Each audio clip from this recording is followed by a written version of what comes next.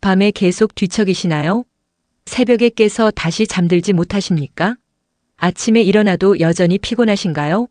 충격적인 진실, 지금 여러분의 수면 습관이 수명을 10년 단축시키고 있습니다.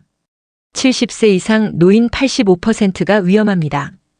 저는 91세 현역 의사 서루민입니다. 65년간 수면 전문의로 활동해 왔습니다. 제가 40년간의 의학 연구로 밝혀낸 황금 취침 시간만 알아도 혈압약을 줄이고 치매 위험이 42% 감소합니다.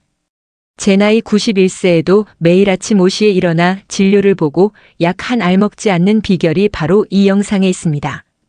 이 영상 단 10분이 여러분의 남은 인생을 바꿀 것입니다. 특히 이 영상의 후반부에는 실제로 적용할 수 있는 소중한 수면 비결들이 담겨 있습니다. 건강을 위해 꼭 끝까지 시청해 주세요. 수십 년간의 임상 경험에서 얻은 가장 효과적인 방법들만 모아 알려드립니다. 여러분의 수면 점수는 몇 점인가요? 지금부터 3가지 질문에 해당하면 1점씩 세어보세요. 1. 잠들기까지 30분 이상 걸린다. 밤중에 3번 이상 깬다. 3. 아침에 일어나도 피곤하다. 만약 2점 이상이라면 이 영상을 끝까지 꼭 시청하세요. 당장 오늘 밤부터 달라질 수 있습니다. 좋아요와 구독 버튼 지금 눌러주시고 건강한 수면의 비밀을 함께 알아보겠습니다. 우리 속담에 잠이 보약이다 라는 말이 있죠. 정말 맞는 말입니다. 저는 65년간 의사로 일하면서 약보다 잠이 더 중요하다는 사실을 수천 명의 환자들을 통해 확인했습니다. 수면은 단순히 피로를 푸는 게 아닙니다. 자는 동안 우리 몸은 세포를 고치고 병을 이기는 힘을 키우며 뇌의 해로운 물질을 없앱니다. 70세가 넘으면 이 과정이 더 중요해집니다. 건강보험공단 자료를 보면 잠을 잘 못 자는 노인은 잘 자는 노인보다 평균 수명이 7년이나 짧습니다. 7년이면 손주 대학 졸업도 보고 금혼식도 맞이할 수 있는 시간입니다. 여러분, 이 7년을 그냥 포기하실 건가요? 제 어머니는 75세에 심한 불면증으로 고생하셨습니다. 밤에 이 시간도 못 주무시고 낮에는 계속 피곤해 하셨죠. 다른 의사들은 나이 들면 다 그렇다며 수면제만 줬습니다. 하지만 저는 의학 박사로서 그 말을 믿지 않았습니다. 연구 끝에 오늘 알려드릴 이 비법을 찾았고 지금 어머니는 83세에도 새벽 5시에 일어나 아침 운동을 하실 정도로 건강하십니다. 저 또한 91세인 지금도 이 방법 덕분에 하루 6시간의 깊은 수면만으로 건강을 유지하고 있습니다. 좋은 잠은 고혈압, 당뇨, 심장병, 치매 같은 노인성 질환 위험을 크게 줄입니다. 저희 클리닉에서의 연구 결과 좋은 수면 하나만으로도 약 3개를 줄일 수 있다는 사실을 확인했습니다. 여러분은 어떤 선택을 하시겠습니까? 약에 의존할 것인가? 아니면 자연스러운 수면으로 건강을 되찾을 것인가? 이 영상을 끝까지 보시면 70년 동안 잘못 알고 계셨던 수면의 진실을 알게 될 것입니다. 그리고 그 진실이 여러분의 남은 인생을 완전히 바꿀 것입니다. 나이가 들면 잠이 줄어드는 건 당연해, 이런 말을 들어보셨을 겁니다. 혹은 직접 하셨을지도 모르겠네요. 하지만 이것은 완전한 오해입니다. 노년기에도 충분하고 깊은 수면이 필요합니다. 다만 그 패턴이 달라질 뿐이죠. 젊었을 때와 노년기의 가장 큰 차이점은 바로 생체 시계의 변화입니다. 우리 몸에는 일종의 내부 시계가 있어서 언제 자고 일어날지를 조절합니다. 이 시계는 나이가 들면서 점점 앞당겨집니다. 예를 들어보겠습니다. 40대에는 밤 11시에 졸음이 오고 아침 7시에 일어났다면 70대가 되면 저녁 8, 9시에 졸음이 오고 아침 45시에 자연스럽게 깨게 됩니다. 이것은 이상한 현상이 아니라 우리 몸의 자연스러운 변화입니다. 제가 30년간 연구한 나이에 따른 멜라토닌 분비량의 변화를 보면 멜라토닌은 수면 호르몬이라고도 불리는데 70세가 되면 20대의 절반 수준으로 줄어듭니다. 더 중요한 것은 분비 시간이 2~3시간 앞당겨진다는 점입니다. 그런데 문제는 무엇일까요? 많은 어르신들이 젊었을 때의 수면 습관을 고집합니다. 밤 11시, 12시까지 TV를 보거나 활동하면서 몸이 보내는 졸음 신호를 무시하죠. 그러다 보니 멜라토닌의 황금 시간대를 놓치게 되고 결국 잠들기 어려워집니다. 또 하나의 큰 변화는 깊은 수면, 즉 딥슬립의 감소입니다. 수면은 얕은 수면과 깊은 수면의 주기로 이루어져 있는데 70세가 되면 깊은 수면의 양이 40대 때보다 무려 40%나 줄어듭니다. 이 깊은 수면이야말로 우리 몸과 뇌를 진정으로 회복시키는 단계입니다. 제 환자였던 79세 김영수 할아버지의 이야기를 들려드리겠습니다. 김할아버지는 평생 밤 12시 이후에 주무시는 습관이 있었습니다. 젊었을 때부터 그래 왔으니까 하시면서요. 하지만 70세 이후로는 밤에 잠들기가 힘들고 새벽에 일찍 깨서 다시 잠들지 못하는 악순환이 계속됐습니다. 다른 의사들은 수면제를 처방했지만 김할아버지는 약에 의존하는 것이 싫었습니다. 그때 저희 클리닉의 노년기에 맞는 수면 패턴 프로그램을 알게 되었죠. 취침 시간을 저녁 9시 30분으로 앞당기고 아침 5시 기상을 자연스럽게 받아들였습니다. 결과는 어땠을까요? 단 2주 만에 김할아버지는 수면제 없이도 7시간의 깊은 잠을 자게 되었고 만성적인 고혈압도 안정되었습니다. 지금은 새벽에 일어나 동네 공원을 산책하는 것이 일상이 되었다고 하시네요. 그렇다면 노년기의 가장 이상적인 취침 시간은 언제일까요? 어떻게 하면 수면의 질을 획기적으로 높일 수 있을까요? 황금 취침 시간의 비밀을 알려드리겠습니다. 지금까지 어떤 의사도 어떤 책에서도 알려주지 않았던 비밀입니다. 영상이 도움이 되고 계신다면 지금 좋아요 버튼을 눌러주세요. 그리고 댓글로 여러분의 수면 고민도 함께 나눠주시면 좋겠습니다. 지금부터 말씀드릴 내용은 제가 수면 전문의로 65년간 연구한 노년기 수면의 가장 중요한 비밀입니다. 70세 이상 노인분들에게 가장 이상적인 취침 시간은 언제일까요? 바로 밤 9시에서 10시 사이입니다. 그렇게 일찍 하고 놀라실 수도 있겠습니다. 네, 맞습니다. 젊은 세대의 기준으로는 너무 이른 시간이죠. 하지만 이것은 과학적으로 증명된 사실입니다.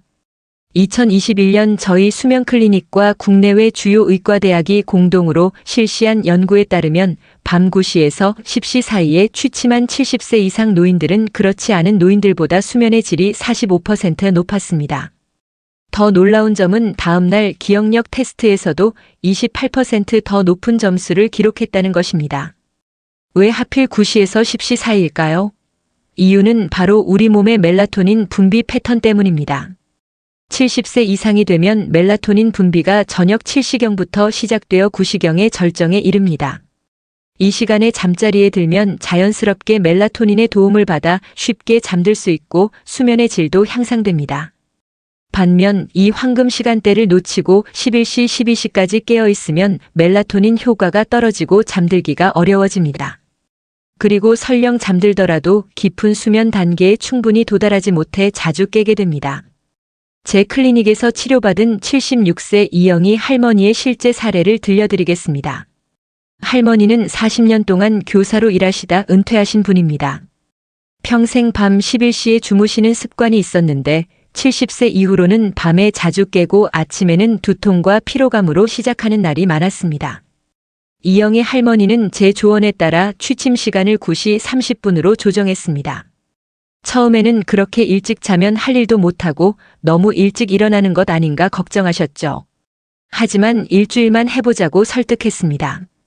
놀랍게도 단 3일 만에 할머니의 수면 패턴이 크게 개선되었습니다.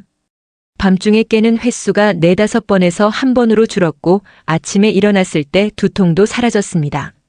한 달 후에는 혈압도 정상 범위로 들어왔고 기억력 테스트에서도 눈에 띄는 향상을 보였습니다. 이영희 할머니는 이제 오후 9시 30분에 잠자리에 들어 아침 5시에 일어나는 것이 습관이 되었습니다. 그리고 아침 일찍 일어나는 것을 활용해 새벽 산책을 즐기고 있습니다. 이제는 하루가 더 길어진 느낌이에요. 아침 시간이 제일 맑고 집중이 잘 돼요. 라고 말씀하십니다. 저 역시 91세인 지금도 매일 밤 9시 30분에 잠자리에 들어 새벽 4시 30분에 기상합니다. 덕분에 아침에는 맑은 정신으로 연구와 진료를 할 수 있죠. 제 또래 의사들 대부분은 이미 은퇴했지만 저는 여전히 현역으로 활동하고 있습니다. 여러분 이 내용을 기억해 주세요. 70세 이상이라면 밤 9시에서 10시 사이에 잠자리에 드는 것이 가장 이상적입니다. 이것은 단순한 조언이 아니라 과학적으로 증명된 황금 취침 시간입니다. 하지만 아직 더 중요한 내용이 남아 있습니다. 계속해서 깊은 숙면을 위한 실천 방법 5가지를 알려드리겠습니다. 이 방법들은 단순하지만 효과는 놀랍습니다. 첫 번째, 운동 시간을 조절하세요. 운동은 수면에 매우 중요합니다. 하지만 시간이 중요해요. 잠들기 3시간 전에는 격렬한 운동을 피하세요. 운동은 체온을 올리고 각성 효과가 있어 잠들기 어려워집니다. 대신 오전이나 이른 오후에 30분 정도 가벼운 운동을 하세요. 걷기, 수영, 태극권 같은 운동이 좋습니다. 제 환자였던 83세 박정호 할아버지는 매일 저녁 8시에 운동하는 습관이 있었습니다. 그런데 그 시간에 운동하니 밤에 잠을 이루지 못했죠. 제 조언에 따라 운동 시간을 오전 10시로 바꾸었더니 밤에 훨씬 더 잘 주무실 수 있게 되었습니다. 두 번째, 전자기기 사용을 제한하세요.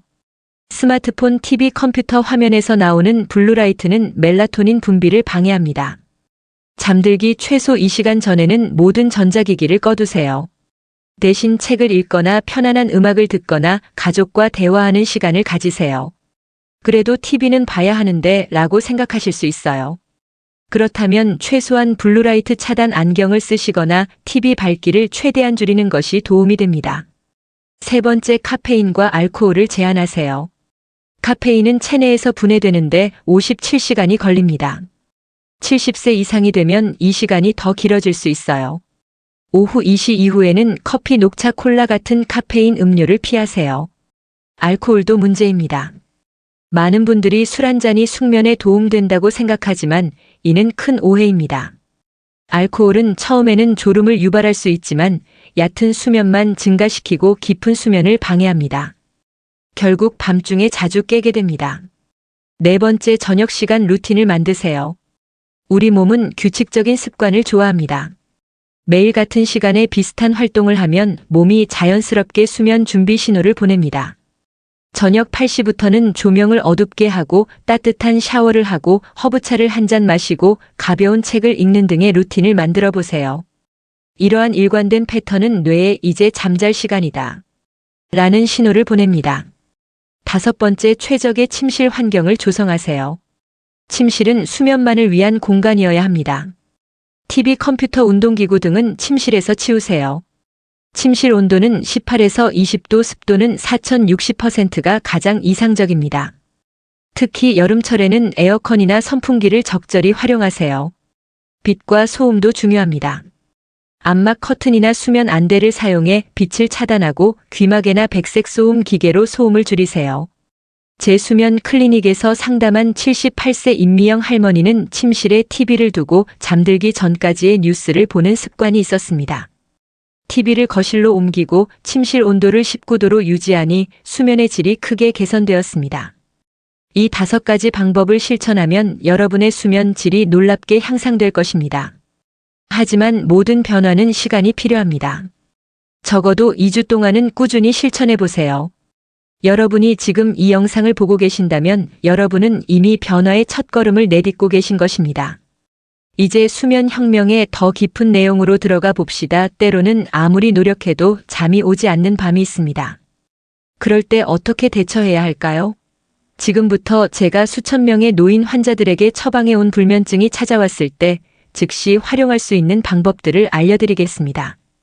첫 번째, 20분 룰을 기억하세요. 침대에 누워 20분 이상 잠이 오지 않는다면 억지로 누워있지 마세요. 오히려 수면에 대한 불안감만 커집니다. 침대에서 일어나 다른 방으로 가서 조용한 활동을 하세요. 책을 읽거나 뜨개질을 하거나 따뜻한 무카페인 차를 마시는 것이 좋습니다. 다시 졸음이 올 때 침대로 돌아가세요. 중요한 것은 이 시간에 절대 스마트폰이나 TV를 보지 않는 것입니다. 블루라이트는 더욱 각성 효과를 일으킵니다. 두 번째, 호흡법과 근육 이완법을 활용하세요. 특히 추천하는 것은 478호흡법입니다. 코로 4초간 숨을 들이마시고 7초간 숨을 참은 뒤 입으로 8초간 천천히 내쉬는 방법입니다. 이것을 4회 반복하세요. 이 호흡법은 자율신경계를 안정시켜 몸을 이완 상태로 만듭니다. 또한 점진적 근육 이완법도 효과적입니다. 발끝부터 시작해 점차 위로 올라가며 각 근육을 5초간 긴장시켰다가 10초간 이완시키는 방법입니다. 이것은 신체적 긴장을 줄이고 마음을 편안하게 만듭니다. 세 번째, 생각 멈추기 기법을 사용하세요.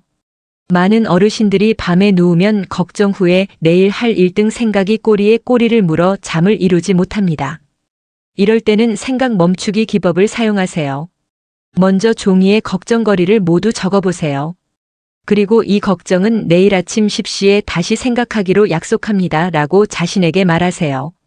그런 다음 편안한 이미지, 예를 들면 바닷가나 숲속을 떠올리며 호흡에 집중하세요. 제 환자였던 81세 김철수 할아버지는 밤마다 사업 실패에 대한 후회와 자녀들에 대한 걱정으로 잠을 이루지 못했습니다. 생각 멈추기 기법을 실천한 후 잠들기까지 걸리는 시간이 1시간에서 15분으로 줄었습니다. 네 번째, 자연수면 보조제를 활용하세요. 약에 의존하는 것은 좋지 않지만 자연적인 수면 보조제는 도움이 될 수 있습니다. 대표적으로 쑥차, 캐모마일차, 라벤더 오일 등이 효과적입니다. 특히 쑥차는 한의학에서 오래전부터 불면증 치료에 사용되어 왔습니다. 잠들기 30분 전에 따뜻한 쑥차 한 잔을 마시면 수면의 질이 향상됩니다. 다섯 번째, 낮잠을 현명하게 활용하세요. 낮잠이 밤 수면을 방해한다고 생각해 아예 자지 않는 분들이 많습니다.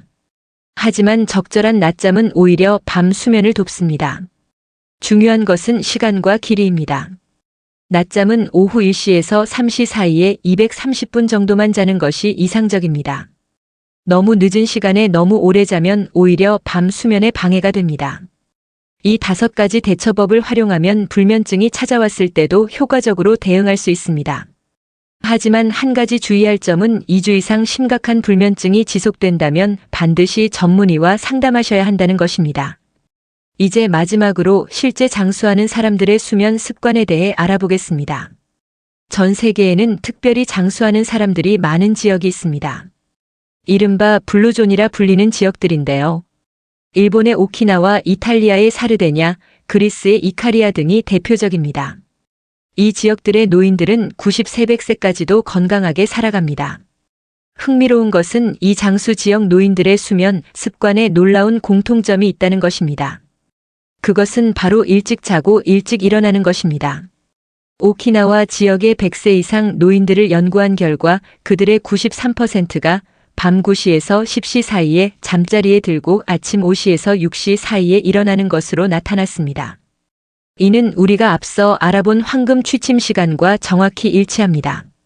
이탈리아 사르데냐의 장수 마을에서도 비슷한 패턴이 발견되었습니다.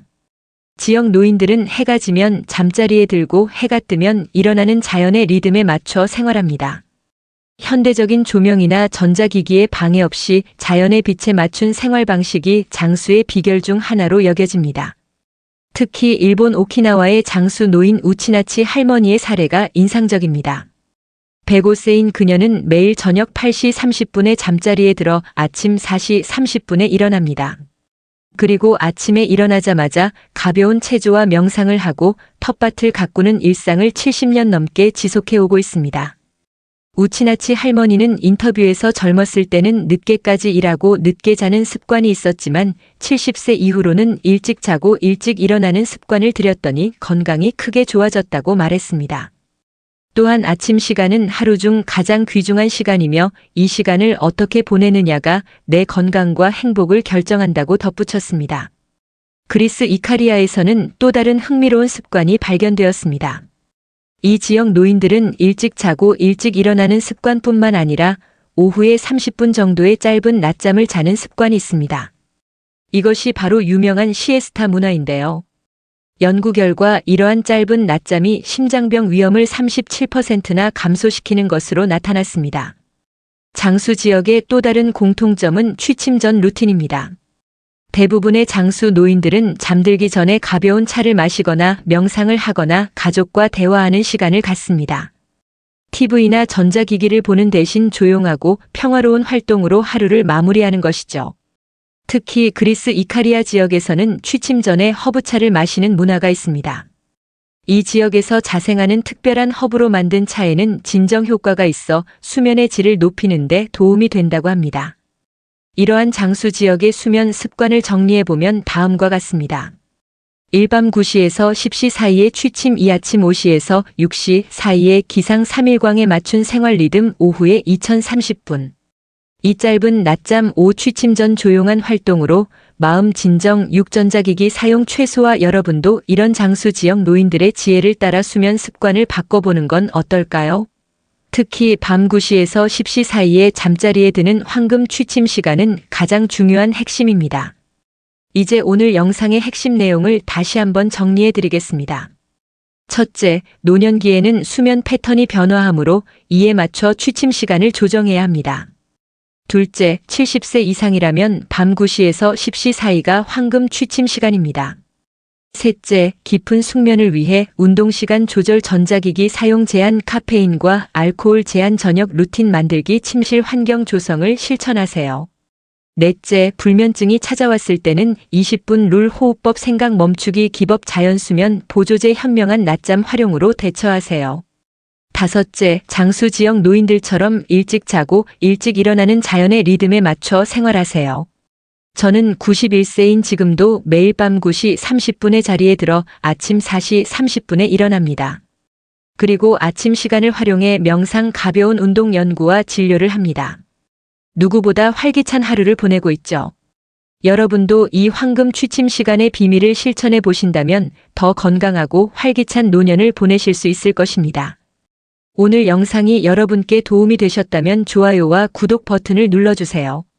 그리고 댓글로 여러분의 수면 습관이나 고민도 함께 나눠주시면 좋겠습니다. 여러분의 건강한 삶을 응원합니다. 감사합니다. 검은 콩과 함께 먹으면 보약보다 좋은 음식 3가지. 소화 잘 되고 뱃살 빼주는 꿀팁 레시피. 콩과 빨간 피망을 함께 섭취하면 좋다. 콩류에 포함된 비햄철은 육류에 포함된 햄철보다 흡수율이 낮다. 이는 비타민C가 많은 음식을 통해 보완할 수 있다. 비햄철의 체내 흡수를 돕는 것이 비타민C가 많은 음식이기 때문. 콩과 피망은 수프나 샐러드 등의 요리에 활용할 수 있다. 이외에 비타민C가 풍부한 식품으로는 브로콜리, 컬리플라워, 케일 등이 있다. 미역, 다시마. 콩에 함유된 사포닌은 인체에 유해한 성분이 장점막에 접촉하는 시간을 줄이고 나쁜 물질을 흡착해 독성을 떨어뜨리는 좋은 성분이다. 그러나 이 성분은 체내에 들어오면 요오드를 몸 밖으로 배출하는 특성을 가지고 있다. 따라서 요오드가 풍부한 음식을 함께 섭취하면 영양 균형이 맞다. 미역이나 다시마와 함께 반찬이나 국으로 활용하여 섭취할 수 있다. 부추. 부추 또한 콩과 궁합이 좋은 음식이다. 부추에는 정유 성분인 알리신이 포함되어 있는데 이는 콩의 풍부한 비타민 B군의 흡수율을 높이는 역할을 한다. 뿐만 아니라 부추는 콩 발효식품인 된장을 보완하는 역할도 한다. 부추가 된장의 소금 성분 과잉 섭취를 막아주고 비타민 어와 비타민 C를 보충해주기 때문. 콩가루 부추찜, 부추된장찌개 등의 요리를 포함해 영양 가득한 식단을 완성해보자. 식초. 식초와 콩은 다이어트 식이요법으로 최고의 궁합을 자랑하는 조합이다. 식초는 몸에 쌓인 체지방을 분해하는 작용을 한다. 또한 콩은 몸에 쌓인 독성을 정화하는 역할을 한다. 따라서 2가지 음식을 함께 섭취하면 몸속 노폐물을 제거하고 지방 분해의 효과까지 볼 수 있다. 더욱이 식초가 위액의 분비를 촉진하여 단백질의 소화를 촉진시키기 때문에 소화 흡수에도 탁월하다. 단호박. 콩은 탄수화물, 식이섬유, 무기질 등이 들어있는 영양식품이다. 또한 콩에는 비타민 B군이 많은데 특히 강낭콩에는 비타민 B 복합체가 다량 함유되어 있기 때문에 면역력을 높여주는 역할을 한다. 특히 강낭콩의 사포닌 성분은 호박의 베타카로틴과 만나면 더욱 큰 항산화 효과를 기대할 수 있다. 밥에 함께 넣어 먹거나 샐러드에 곁들여 함께 섭취해보자. 불리고 삶고 검은 콩 건강하게 먹는 법은 따로 있다. 검은 콩에는 크게 3종류가 있다. 흑태는 크기가 가장 크고 속이 노랗다. 서리태는 서리가 내린 뒤 10월 이후 수확하기 때문에 서리태라 불린다. 껍질은 검지만 속이 초록빛이어서 속청이라고도 한다. 단맛이 나서 잡곡밥이나 콩자반 같은 반찬으로 먹으면 맛있다. 서목태는 글자 그대로 쥐의 눈처럼 작고 까만데 새 콩 중 가장 작고 단단하다. 쥐눈이콩, 약콩이라고도 부른다. 사실 서목태뿐 아니라 모든 검은 콩은 약콩이다. 검은 콩에는 노화를 방지하는 성분 안토시아닌이 다른 콩보다 4배 더 많이 들어있다. 이소플라본의 종류인 글리시테인이라는 성분도 일반 콩의 19배나 더 많다. 골밀도를 높여서 뼈가 텅텅 비는 것을 막고 항암 작용도 한다. 탈모에도 좋은 걸로 알려져 있는데 실제 모발 성장에 필수적인 시스테인 성분이 풍부하다. 혈액순환이 잘 되게 함으로써 두피 영양 공급도 돕는다. 사극 드라마에서 감두탕을 들어본 적 있을까?